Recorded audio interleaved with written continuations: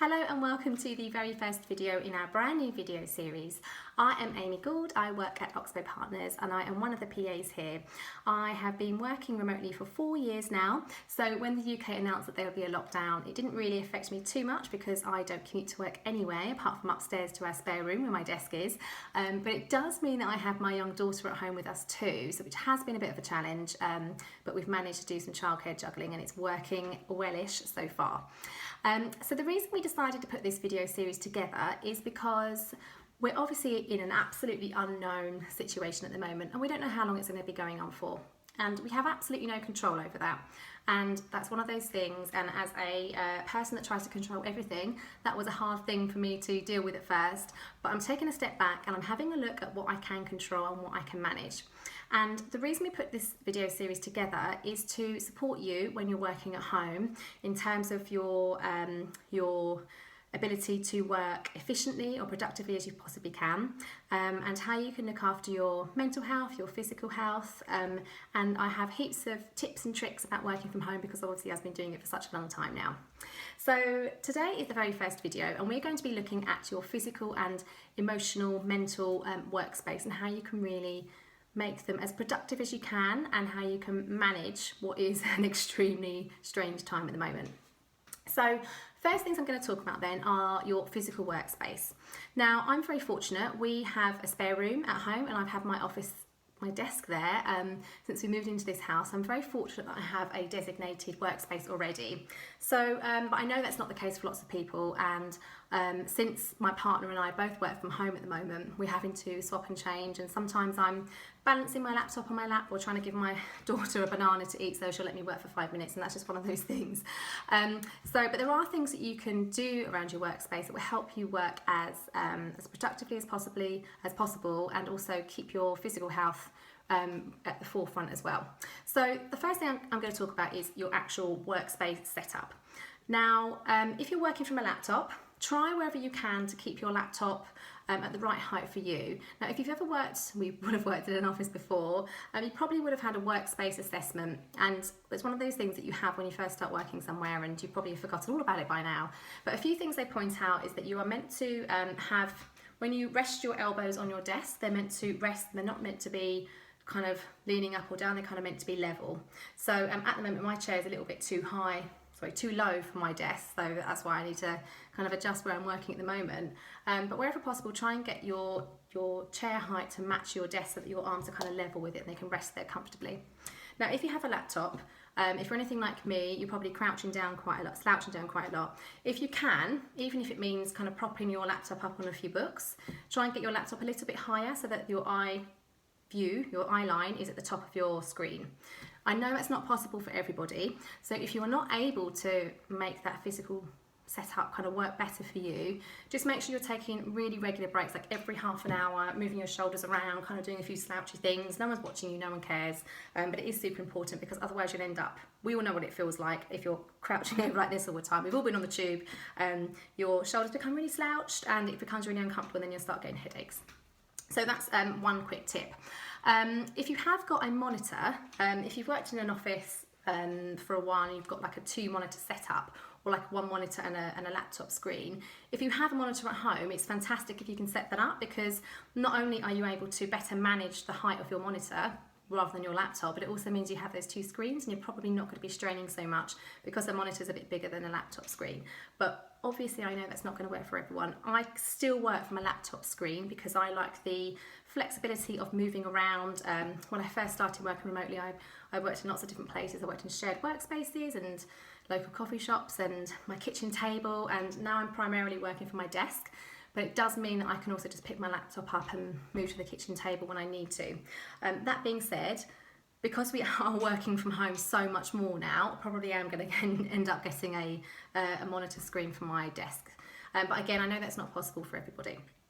In terms of your chair, if you can, get something that you can adjust, but I'm perfectly aware that lots of people won't be able to do this, and lots of people are actually in shared homes, like flat shares and house shares, and actually you're working from your bedroom, and it's a tough one. I've worked from my bedroom before. When I was pregnant with my daughter, I had terrible morning sickness, and I spent about 5 months lying down on my bed with my laptop. If you are working from home and you're in a shared house environment, see if you can arrange a kind of a routine with your housemates where perhaps you take it in turns to work at the kitchen table, if that works for you, as long as social distancing allows, or perhaps you have like a quiet time when you're working, so it's in the house loud music isn't played, and see if you can get like a kind of a shared routine where you're not going to be treading on each other's toes, because obviously you're probably all going to be working from home at the same time. Right.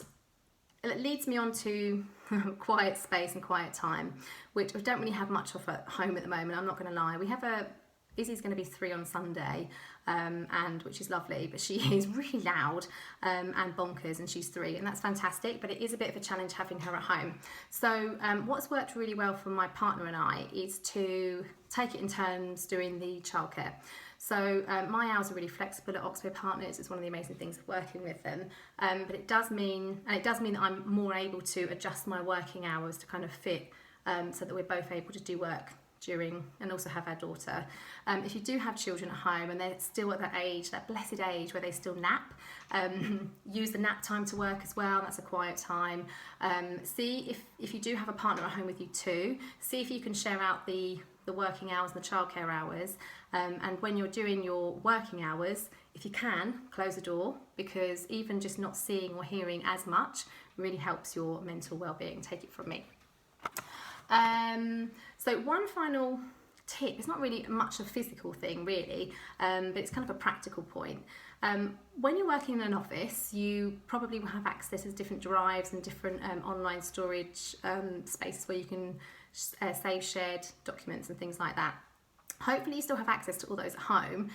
If not, there are a number of online shared storage options that you can use. Dropbox is obviously the biggest one, but there's also Google Drive as well, and there are a number of project management tools that you can use where you can securely share documents as well. So if you don't have access to an online sort of K Drive situation with your company, then you could think about one of those storage sharing options. The reason I say that is because you're not going to have access to your IT department at home.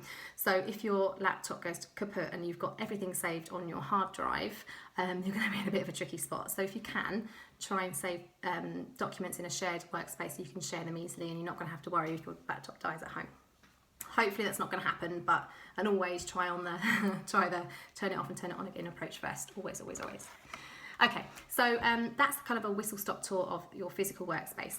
Now, one of my favourite things to talk about as a virtual assistant is your mental well-being and your emotional well-being when you work from home.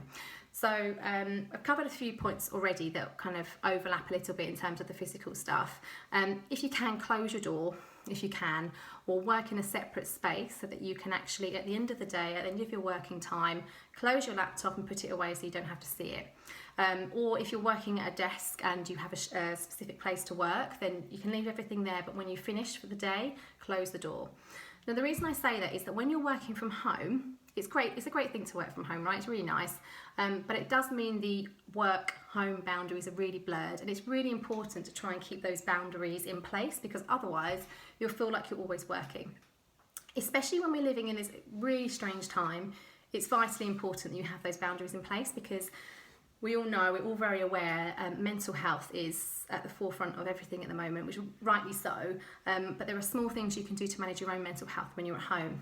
Working from home can be an absolute challenge.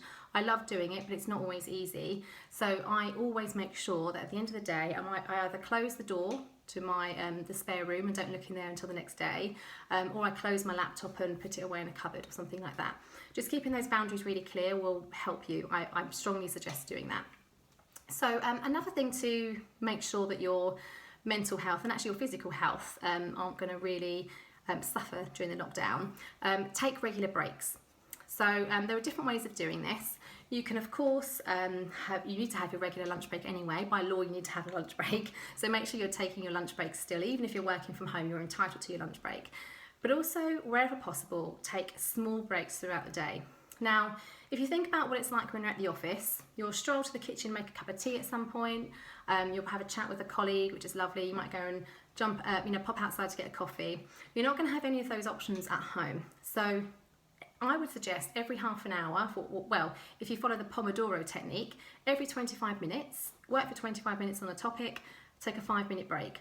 And then every few 25-minute intervals, take a longer break. So I can't remember the exact figures. I'll put it underneath the video when I find out. I think it's like after 4 cycles, after 4 25-minute blocks of time with a 5-minute break, you take a longer break at the end of that too. That's really important to do, because even though sometimes we feel like we're skiving off when we're taking breaks, which absolutely you shouldn't feel that way, it's really important you do take breaks, because actually that break away from your screen and the break away from what you're doing will help you become more productive and more focused on your task when you return to it, rather than just ploughing through. It doesn't help just to stare at your screen. You're in, I don't know if you're anything like me, but after a while, if I'm trying to do this something for over and over again, it's just not flowing. Me sitting there and just trying to keep going at it, it just doesn't help. So just take a break and step away. I want to talk now about your working pattern when you're working from home. Now, obviously, everyone's hoping that this isn't going to go on forever, but we know it was announced yesterday that for at least another 3 weeks, the lockdown has been extended in the UK.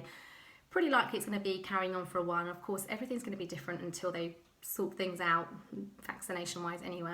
It's too much to even talk about now.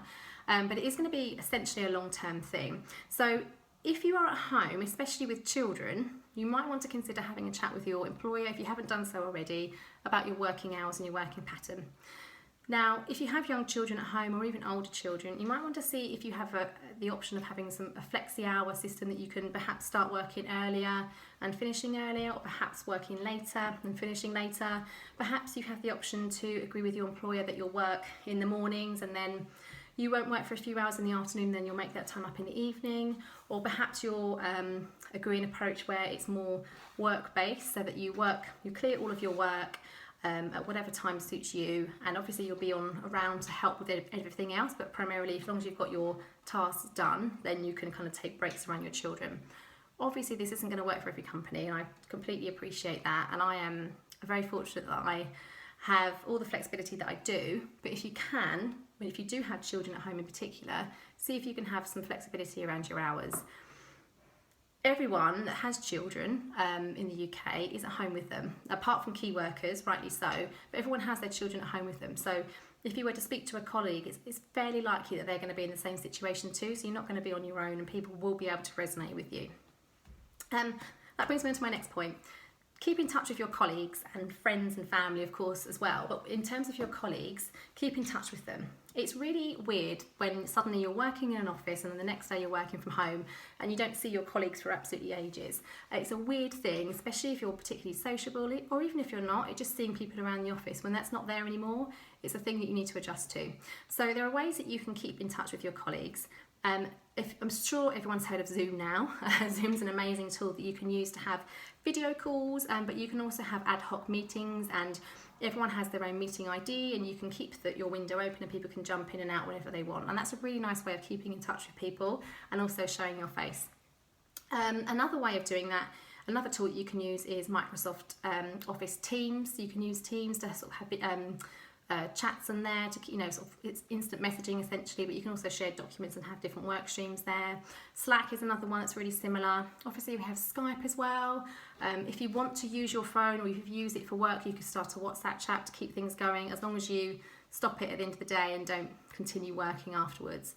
That's something really important. You could also introduce, what we've done at Oxbow Partners is introduce kind of lunch and learn sessions where everyone joins in a couple of times a week over Zoom, and we sort of talk about different topics. There's also, we're trying to do a happy hour as well, and quizzes and things like that on a Friday. Just try and keep up wherever you can the team building stuff, because you are obviously going to miss out on the physical side of that, so seeing people in the office, but there are ways of working around it when you're at home, so try and do that. It is really important to do that because we're all really social creatures, and just try and keep in touch with people as much as you can when you're working from home. There's heaps of tools you can use to do it now. Now, obviously, in the UK lockdown in particular, that I know much better than the European lockdown situation, but the UK lockdown, you're allowed to go out once a day for exercise. So make sure you do that. And you can also obviously go out to get your food and whatever as well. But in terms of your working day, I would suggest taking at least one, like take your walk during your working days. I like doing that because it means that you're kind of getting the most of the day and you're going out and having your break. And I usually sort of coincide that with lunch, and then we take my daughter out for a nap in the buggy, and that's how we do our walk, and it works really well for us. I know that's not going to work well for everybody, and people might have older children, and perhaps you're really busy during working hours, but do take your lunch break and do make sure you go for a daily walk. Studies show that going for a walk in the fresh air, even if you live bang in the middle of London or another city, it's still really important to do, because getting that fresh air just makes a huge amount of difference to your energy levels too. I talked about the Pomodoro technique. Right, so that's all I want to cover in terms of your physical and emotional mental workspace and well-being. I have heaps more to talk about on that subject because I've been doing it for such a long time now. So if you have any questions, I'll include my email address underneath this video.